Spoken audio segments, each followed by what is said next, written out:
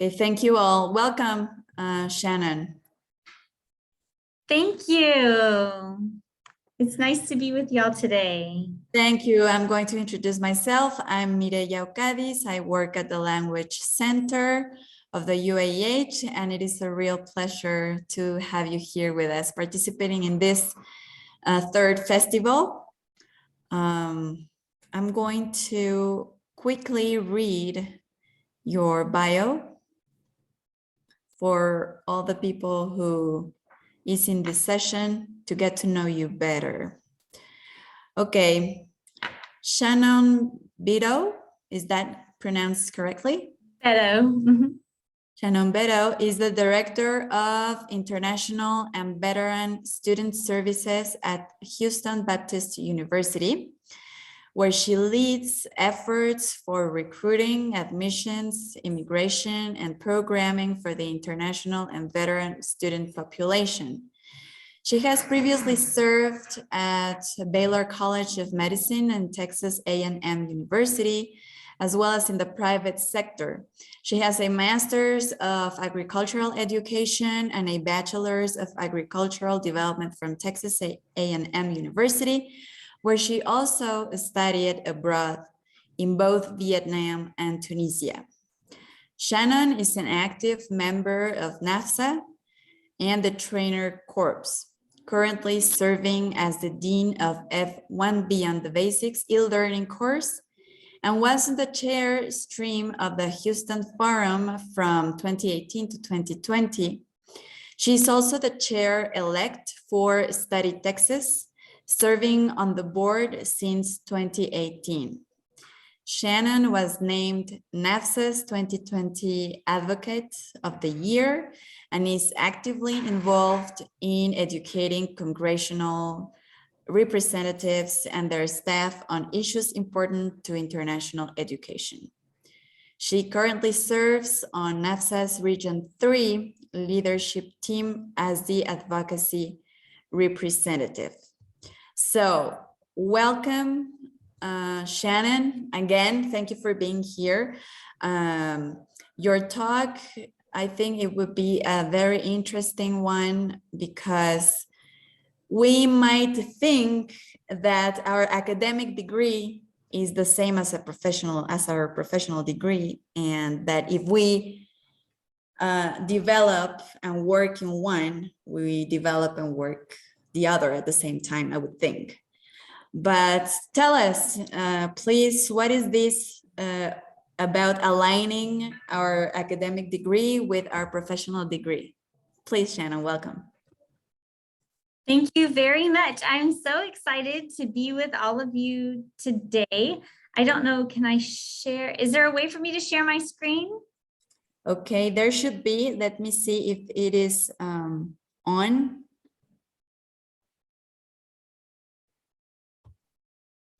Can you please try again? Yes. Oh, thank you so much. Okay. Great. Great. Can you see my screen? Is it okay? Yes. Yes, we can see it. Okay, great. So I am very passionate about helping students plan for their future because I didn't know what I was going to do with my future.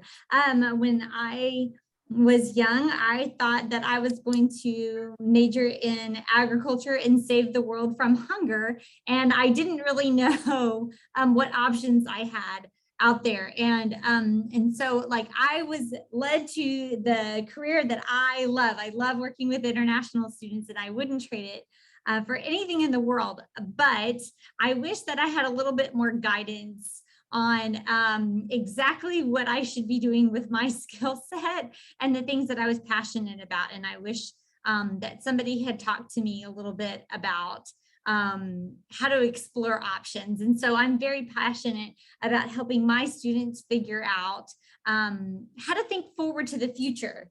So many people are just thinking about how to get into the university and how to just start, that you really need to be thinking about, okay, I'm going to get into the university and I'm going to start, but I also need to think about the future and my future plans. And so I want to encourage you to think further out to you. Like, you don't have to plan every single detail of your life because obviously you don't know what's going to happen. But you really do need to at least make some long-term plans. So you need to have like a 1-year plan, a 5-year plan, and a 10-year plan, knowing that it might not happen, but at least be thinking about these things and developing the skills and having these goals toward what you want to accomplish. Okay, so how to pick a major. So think about, like, what do you enjoy? What makes you really excited? What are your strengths? And are you going to be able to find a job after graduation? So let's kind of think through some of these things. So talking about understanding the U.S. academic system. So a major is an area of study to complete a program. And so, for example, that's a bachelor's of science in electrical engineering or a bachelor's of arts in music.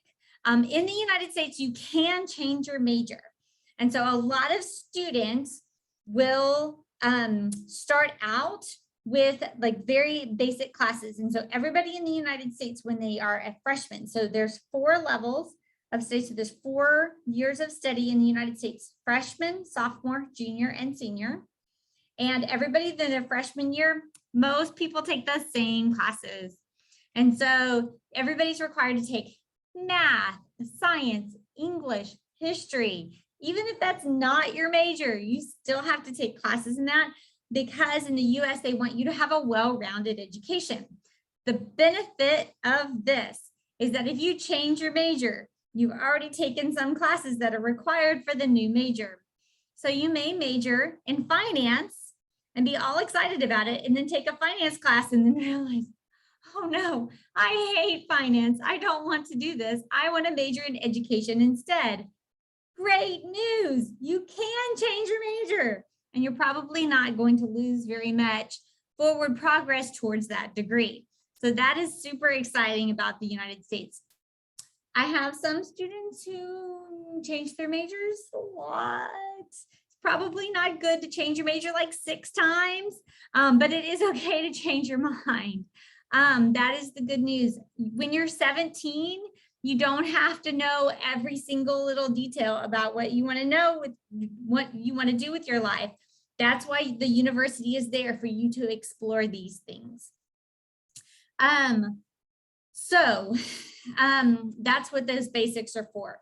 So for some majors, you do have to complete minimum requirements. So for example, in the nursing program at HBU, you have a pre-nursing. So the first 2 years are pre-nursing. And then to get into the nursing program, you have to have at least a 3.0 and pass a test in order to get into the nursing program, which is the next 2 years. So it's really, really important to have those high grades in the first 2 years. So the same thing with certain science majors or business majors. So you may have to maintain a certain level of GPA in order to stay in that major. So you need to be careful and understand that. There's also a difference between a program and a major. So in the United States, there's certain programs that students may want to do. So if you want to major in pre-med or pre-law, medical school, dental school, law school are all graduate programs in the United States. If you want to major in any of those, then you are preparing for that graduate school after you graduate. So the first 4 years are a bachelor's degree. And then after that, you're going to go to graduate school to do medical school, dental school, law school, something like that. Well, the first 4 years are preparing you for that. Mainly it's preparing you for that application to get into that school. And so HBU does a really great job in preparing you for that, but you don't have to major in anything specific. You just want to be in that program to say, yes, I want to go to law school. So I'm going to be in the pre-law program, but you can major in anything you want. Now, most people who want to go to law school are going to major in legal studies. If you want to go to medical school, you're going to be in the pre-law program, but you're going to major in biology, chemistry, biochemistry.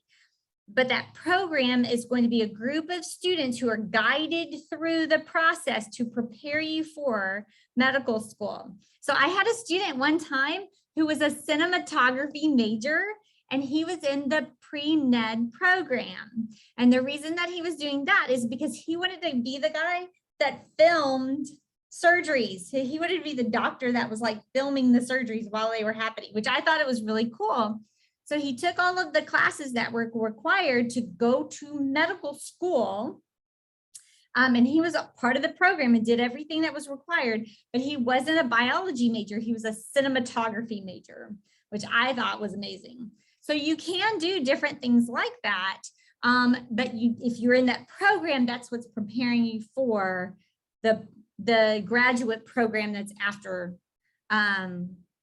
your 4 years. So if y'all have any questions along the way, I know that's kind of complicated, but if you have any questions along the way, I don't know, is there a way to put it in the chat or something like that? Yeah, actually, I just told there are many students listening to your talk, so I wrote in the chat that they could write their questions, and Okay, yeah. I guess that at the end we can have a quick Yeah. Q&A session. Good? Sure. Okay. Yeah, sure. Or if you see something that's like urgent in there, you can interrupt me. Of course.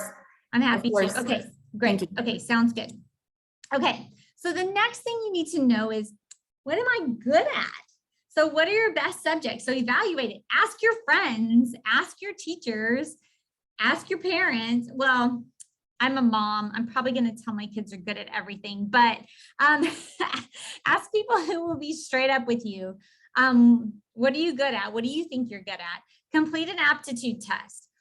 So there's something called, there's like the Myers-Briggs test, there's the Enneagram test, which will really help you determine like what you're good at. So I realize now that I should have gone to law school. So that's why I bring up law school a lot, because I like in my other life, I should have gone to law school because I'm an Enneagram 1, which means you really like rules. So I think that's why I do it.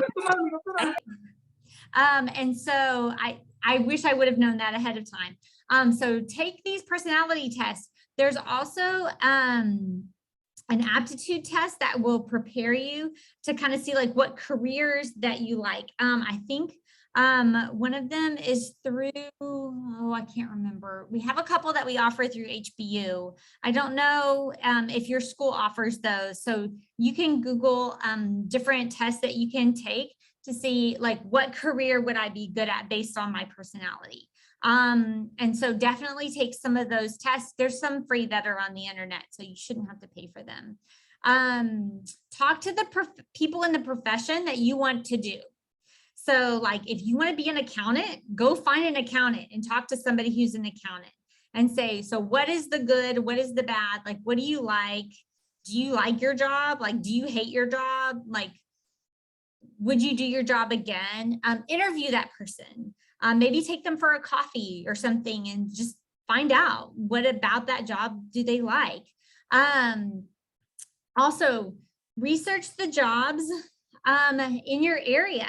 So like, what is your goal in life? Do you want to make a lot of money, or do you want to have a good life balance? Like those are the things that you need to kind of research. There may be some jobs that you've never even heard of that might be really cool. Also, if you are looking at going to a specific school and you think you want to major in something, you need to reach out to the professors in that area. Number one, that will start building the relationship with those professors, and that will really help you.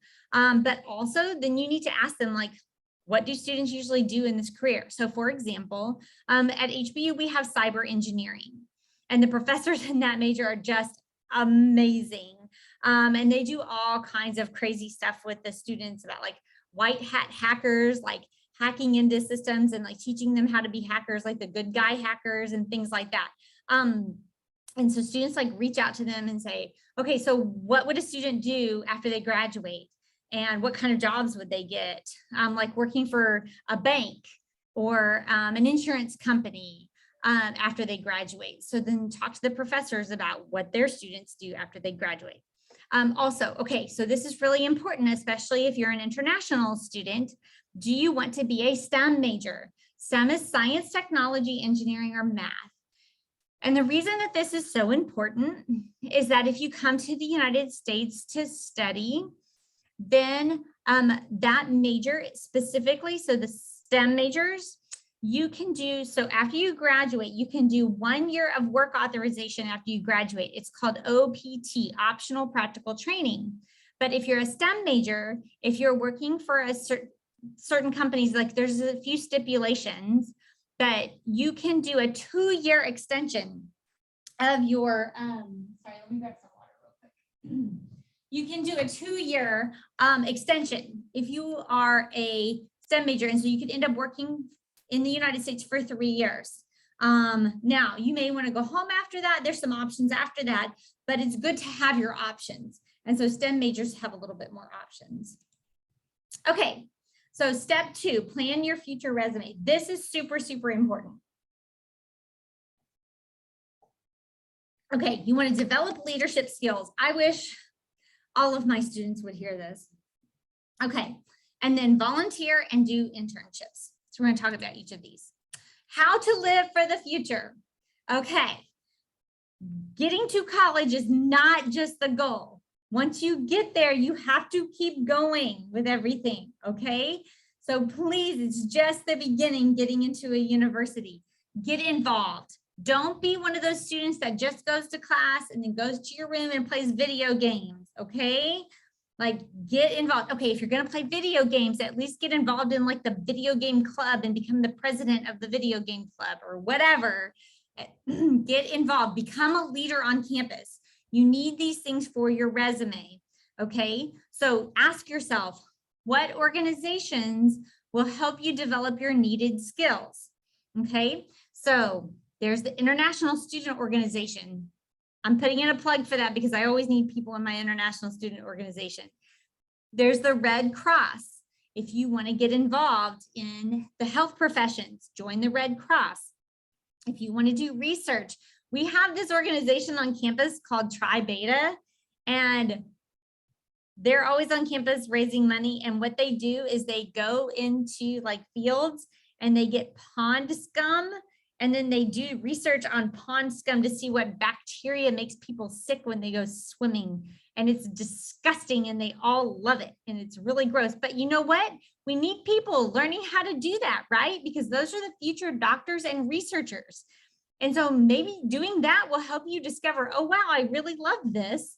And that's what you want to do for your profession. And you've already got it on your resume that you've researched bacteria in pond scum, which go for it. Somebody needs to do it, not me. So we have a robotics club on campus. So do you love robots, programming robots? Become the president of that organization. Become on the board of that organization. Don't just stay in the background. Volunteer for stuff because people will get to know you on campus. And so there's 2 types of campuses in the United States. There's like a really big campus that you can go to with lots and lots of students. And then there's going to be lots of different types of organizations that you can join. So you have lots of opportunities that way. Or you have a smaller organization like HBU. We only have about 4,000 students. And so you can be a really big fish in a small pond. And we really need students to like step up to leadership. And so you can become a leader on campus. And it's not that hard because we're not that huge of an organization. And so it's really important for you to develop those leadership skills. You're going to be able to use that when you go interview for a job. When you need to put it on your resume. I have students who ask me for letters of recommendation, and if they've been involved in International Week, in International Student Organization, in different things on campus, I can be like, check, yes, they're leaders. Check, yes, they're responsible. Check, yes, they do, great things. But if they haven't been on campus, when they ask me to do a letter of recommendation, I can't vouch for them. So you need to think about this because you're going to need letters of recommendation. So get to know the faculty and staff. So the students who come and bug me, I know, right? Who like, I had a student who stopped by earlier and he was like, hey, Shannon, I need to take 6 hours this summer. And what do you think about if I took these classes or whatever? Do I know him? Yes. Like he comes by, he's gotten to know me. So if you just don't ever get to know anybody, then people aren't going to know who you are And when you need their help later on, they're going to be like, who is that? So please, please, please, like, make sure that you're developing relationships on campus with faculty and staff and the other students on campus. So you can get a job as an F1 international student, you can get a job on campus. And so this is a great way to earn some money, which is really important. And also so that you can put it on your resume, get responsibility, really learn some great skills. I mean, I started my career as a student worker in an office on campus.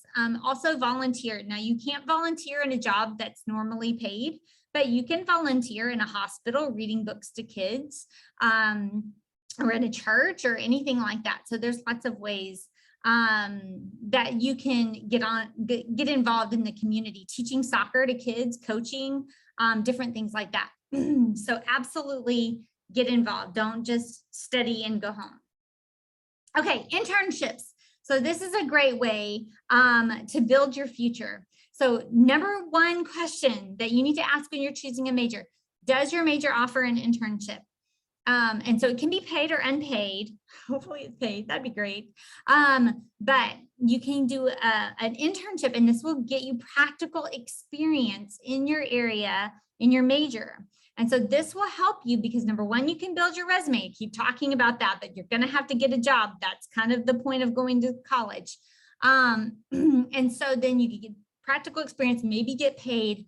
You're getting that learning on the job. You're applying what you learned in the classroom to a real world experience so that when you go and apply for a job, you're not going and applying with zero experience. If you do get an internship that's off campus and you're on an F1 student visa, you do need something called curricular practical training. It is an authorization on your I-20 that allows you to do that off campus, whether it's paid or unpaid, you need this. So just make sure you're talking to your DSO about that. Plan early, because I've had students who on their degree plan, it said, you can do the internship or you can take this class, and they didn't realize that, and they took the class and then they couldn't do the internship. So you need to talk to your advisor early and say, I want to do the internship. So mark off the class, do not take the class because you really want to take the internship. And usually the internship is going to be in your junior or your senior year, so that you can apply everything that you've learned along the way into a practical application. So just make sure that you plan that ahead of time and you tell your advisor ahead of time, I really want to do the internship. Let's make sure that we plan for that. It's something called a degree plan. It lists all the classes that you're going to take, and you're going to plan. I'm going to take these classes this semester, these classes this semester, these classes this semester. So when are you going to fit that internship in there? A lot of times people will do an internship in the summer. So that would be a great time to do that. Okay. Understand your immigration options. Okay, so optional practical training. I mentioned this. We'll talk a little bit more about that in some long-term decisions. Okay, optional practical training is 1 year of work authorization after graduation. This is a great option for you to be able to apply what you learned while you were in school to real life. Okay, so if you get a degree, let's say you get a bachelor's of education, then you can't go flip burgers at McDonald's. That's not what this is for. Okay, so you're going to get a little card, and it's a work authorization. Your international advisor will help you apply for it. And you get a little card, and then you can work for 1 year. It's usually after graduation. And then again, if you have that STEM major, science, technology, engineering, or math, then you could possibly get 2 years of extension of that OPT to make it 3 full years. And I'm sure by then your mom will be crying for you to come home. But my job is to give you options for if you want to stay in the United States, you can go home if you want. You can go on to a graduate program if you want. So let me tell you an example. So I have some students. This is what I love to help my students do. So I have some students who major in biology, and I can't do it. Like, it's really yucky, all the gross bugs and stuff like that, but they love it. So if you can handle all that. And so they major in biology. And then I used to work at Baylor College of Medicine, and I have a really great relationship with them. And so a lot of my students will go work at Baylor College of Medicine in the research labs.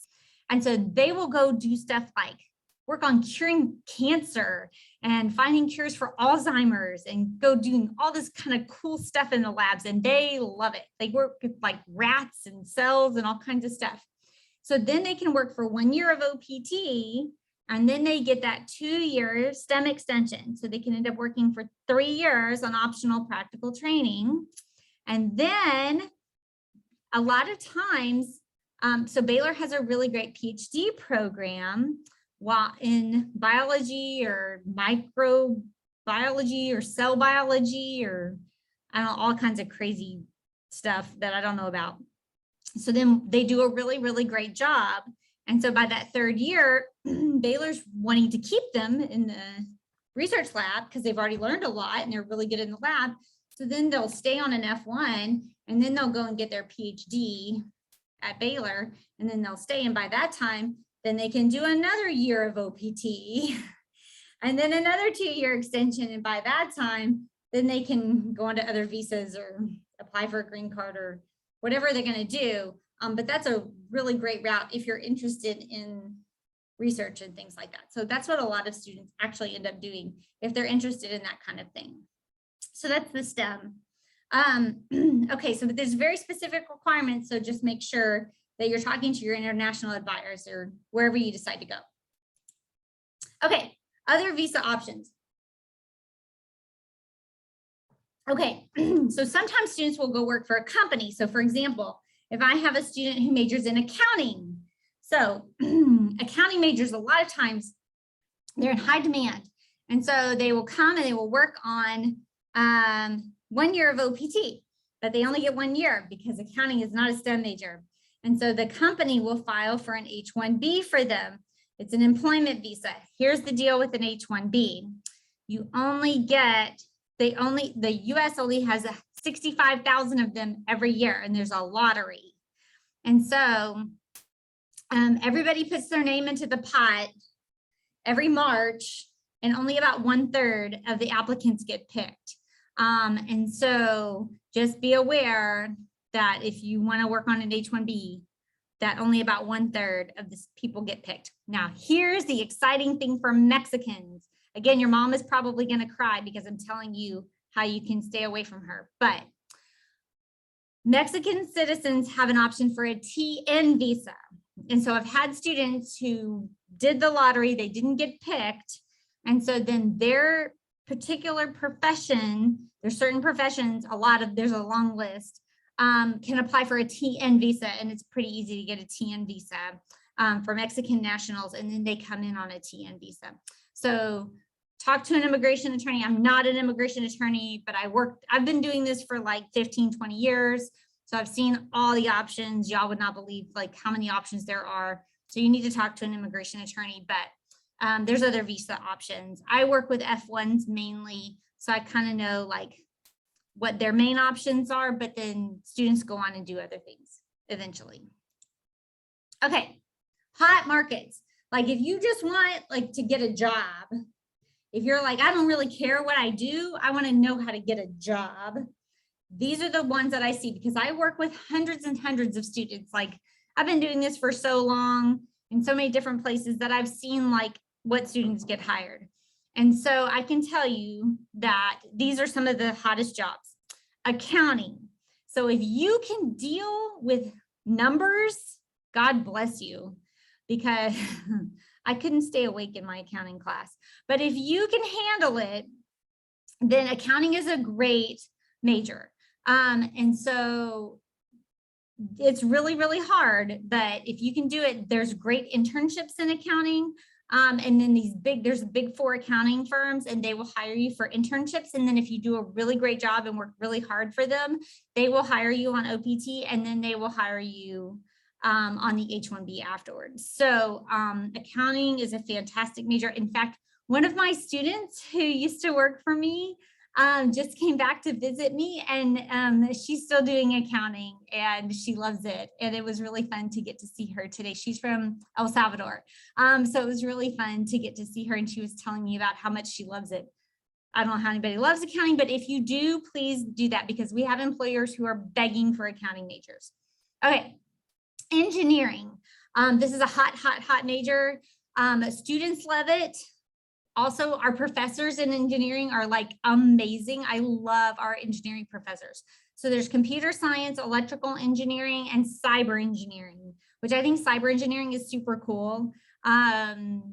There's like tons of businesses that are hiring for cyber engineering right now. It's like insane. Everybody's hiring for cyber engineering because they need people to protect their business from the people who are trying to hack into their business.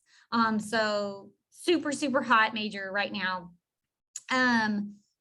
All the engineering majors are STEM, so that's cool too. And you have internships that are part of those majors. So that's super cool. I think engineering is cool. Nursing. If you want to study harder than you ever thought that you could possibly study in your entire life, then major in nursing. Nursing is a calling, but I can tell you that I've never met more wonderful people in my entire life than our nurses. So I'm going to tell you all a story. I was having kind of a rough day and I prayed that God would show me why I was doing what I was doing. And I walked down the hallway into our mailroom and one of my old students was there. And I was like, what are you doing here?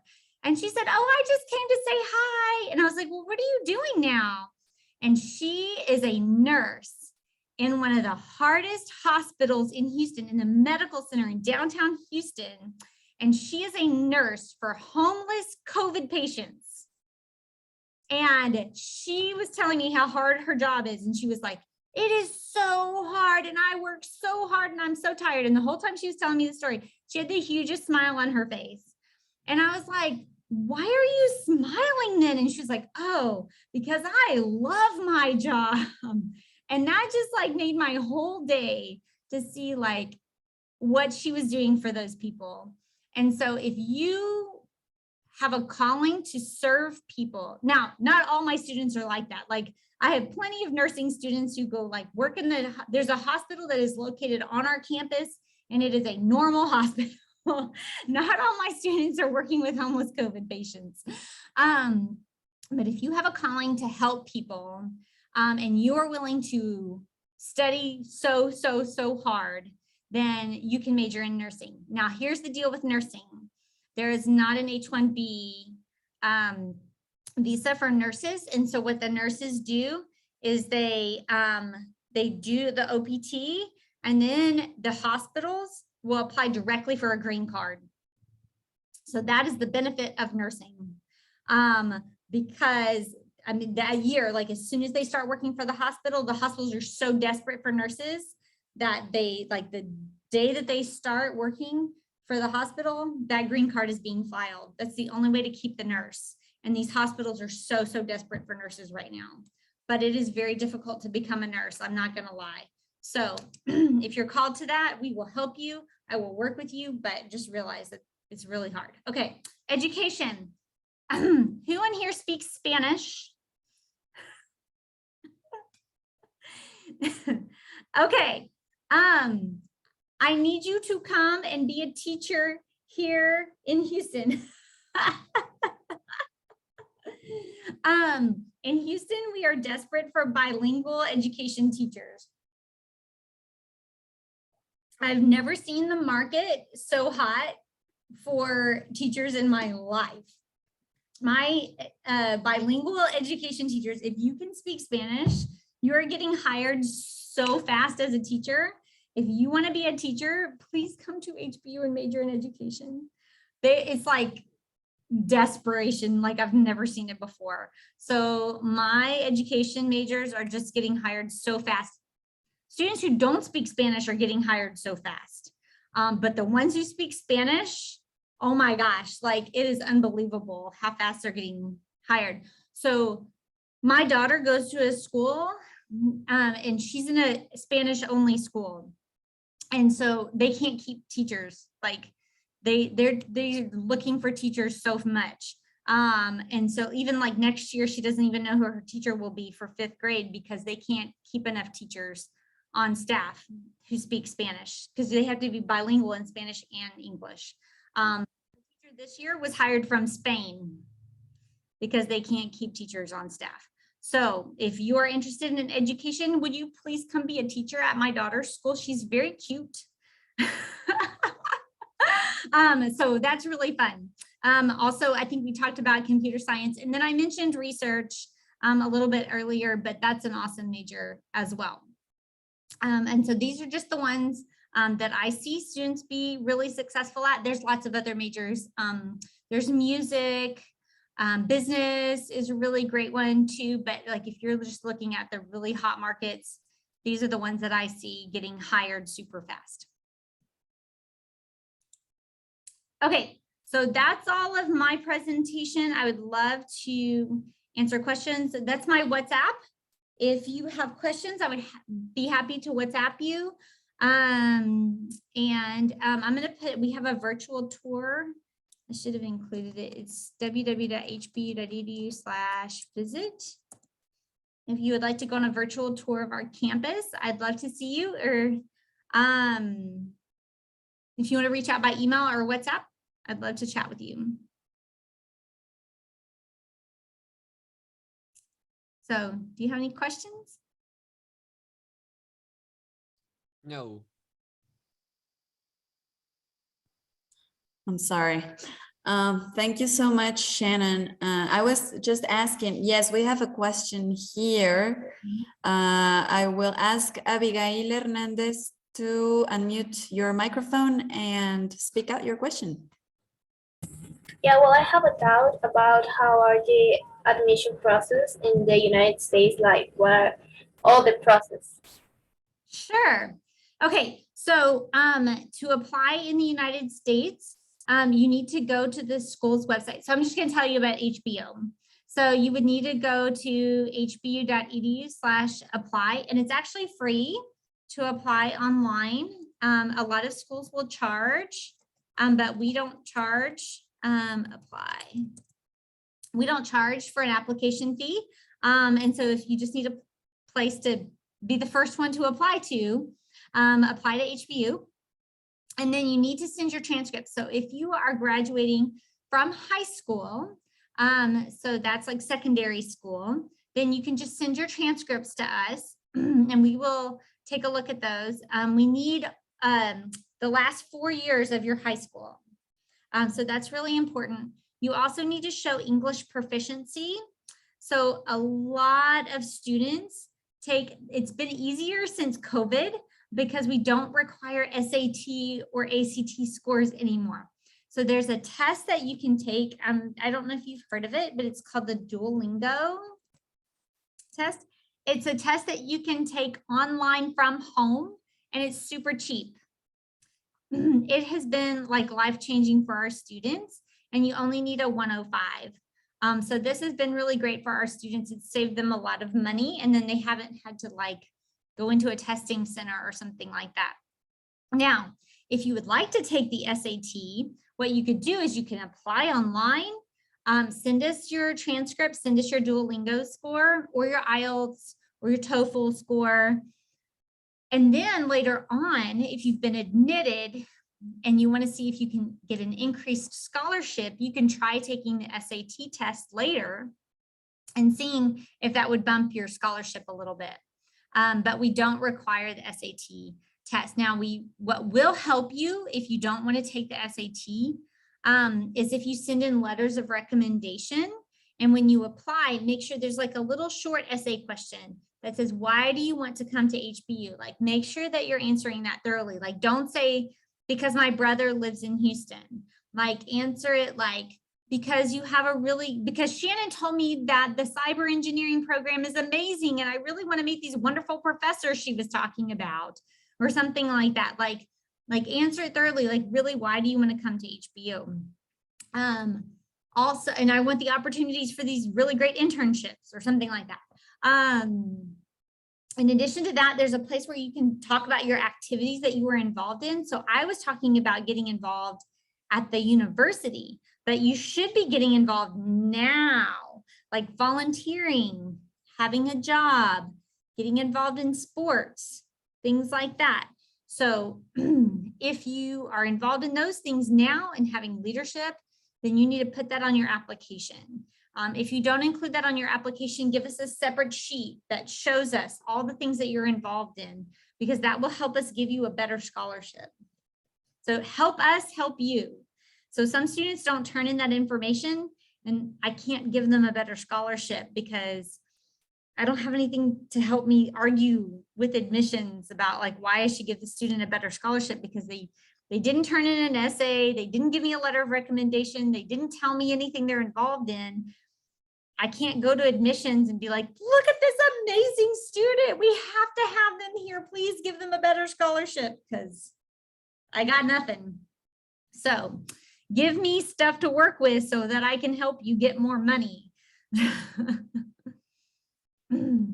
Yeah, of course, it is very important that we from here start working on what we want. And a very important thing you said at the beginning, I don't know how many high school students we have here, but here in Mexico, of course, before studying a professional degree, we study high school as in the US. And sometimes I think it is, I don't know if it is better, but definitely I think it is easier when you are good or very good in just one thing than to be good and to like a lot of things, because it can get really confusing for our students. I mean, I lived it, and I think many of us have experienced that confusion at the beginning. And of course, a very great tip you just gave is to talk to the people who's already working in that field. That is something, hey, please, dear students, please take note of that and just don't throw it in a basket, because it is a great tip that you can go to an accountant, to a doctor, to a lawyer in practice and see what they do on a daily basis. And I think that it's a very great way to convince yourself and to really be aware and realizing that you really want that you know, that you see yourself in the future, and seeing if you are going to really like that profession. And as Shannon said multiple times, language is very important. So here at the university, we're always stressing and emphasizing how important it is to, well, to speak and write, and to have skills in a second or a third language. Because as you said, for example, there are many Spanish professors that are requested there. And we can think, oh, but I already speak Spanish, so I can go right now. But all the paperwork you have to do, you have to fill out a lot of forms, and you will have to communicate with people in the process. And if you don't do that like accurately, you won't get the help and the internship and the scholarship or whatever. So I can stress enough the importance of learning another language. So it was a very, very interesting and very precise. I think that in very few minutes, I think you talked, Shannon, very, very fast and furious. Sorry. No, don't worry, but great information. I guess you just do a resume of the information here, because of course there are so many details that maybe you didn't mention, but I guess this is a very complete panorama of what they have to do if they want to go abroad and to the United States to study. So I don't know if there is another question. I don't have any question here in the chat, but if you have a question, just please feel free, raise your hand with a little hand here and ask Shannon your question. If you're applying from a university, then you will need something called a foreign transcript evaluation. And the reason that you need this is because we want the credits that you've already had from the university to apply to the new school in the United States. And so you really want to get a foreign transcript evaluation. So I'm going to put it in the chat. Thank you. Thank you. This is very important because you don't want to have to take classes that you've already taken in the past. Yes, of course. No, you wouldn't like that. No. So, So hey, if there is a question, just raise your hand.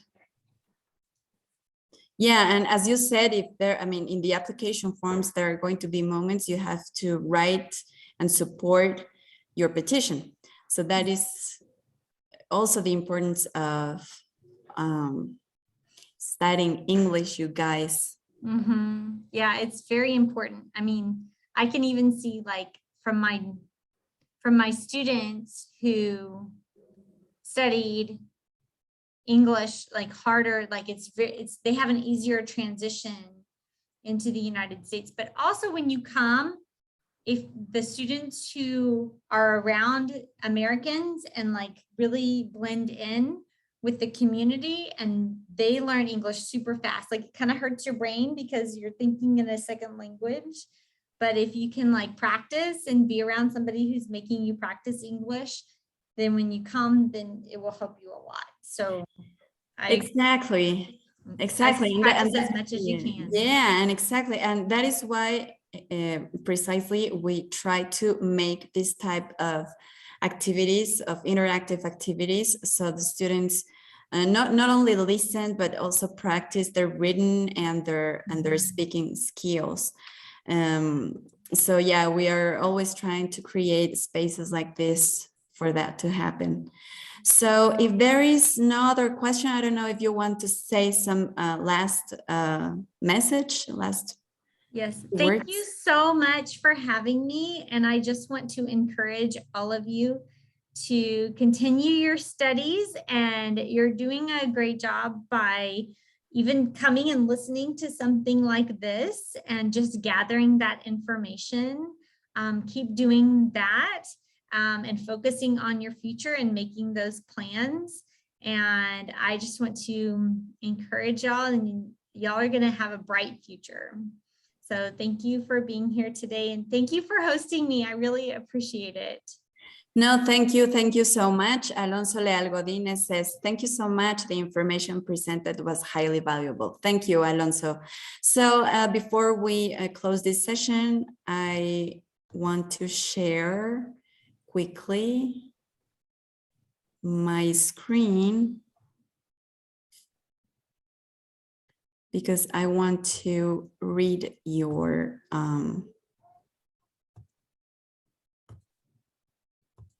okay.